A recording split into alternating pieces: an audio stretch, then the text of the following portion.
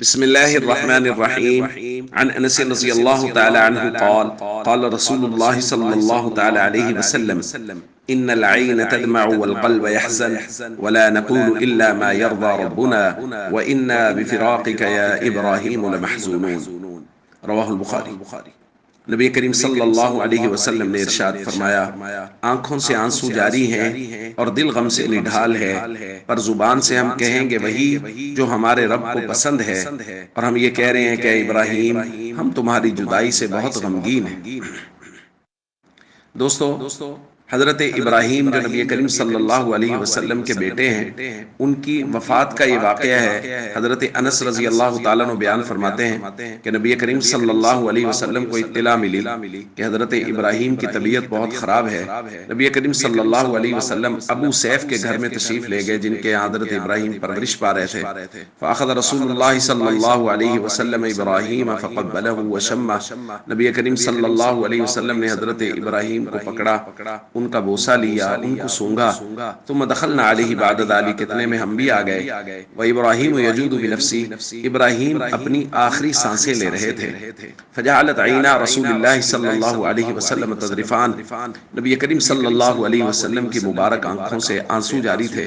حضرت عبد الرحمن ابن عوف نے دیکھا، عرض کیا، وانت یا رسول اللہ، یا رسول اللہ ہم کیا منظر دیکھ رہے ہیں، آپ بھی رو رہے ہیں؟ نبی کریم صلی اللہ علیہ وسلم نے ارشاد فرمایا، انہا رحمت، اور ایک روایت میں فرمایا، ہذہ رحمت جعلہ اللہ فی قلوب عبادہ، یہ تو بچوں کے بارے میں، اہل خانہ کے بارے میں رحمت اور شفقت ہے جو اللہ نے اپنے بندوں کے دلوں میں رکھ دی ہے۔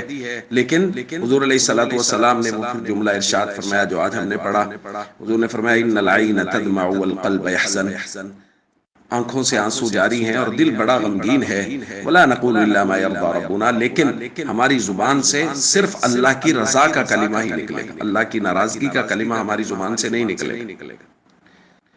دوستو، یہ امت کے لیے بہت بڑا درس ہے جو نبی کریم صلی اللہ علیہ وسلم نے ارشاد فرمایا کہ امت کے ہر شخص کو تقریباً یہ معاملہ پیش آنا ہے کہ کسی پیارے نے دنیا سے جانا ہے، کسی کی اولاد جا رہی ہے، کسی کے والدین جا رہے ہیں، اعزاء اقربا، دوست احباب جو دلوں کے بہت قریب ہیں وہ دنیا سے جا رہے ہیں۔ تو نبی کریم صلی اللہ علیہ وسلم نے اس وقت یہ درس دیا کہ دیکھو، آنکھوں سے آنسوؤں کا آ جانا، دل کا غمگین ہو جانا، یہ ایک فطری عمل ہے، یہ ہونا ہی ہونا ہے۔ جس بات کی طرف ہمیں توجہ دینی اور جس کام سے ہمیں بچنا ہے وہ ہے زبان سے اللہ کی ناراضگی کا کلمہ نکالنا، کہ کوئی بھی ایسا کلمہ اپنی زبان سے نہ نکالنے جس سے اللہ کی ناراضگی آئے یا اللہ کا شکوہ اس میں ہو۔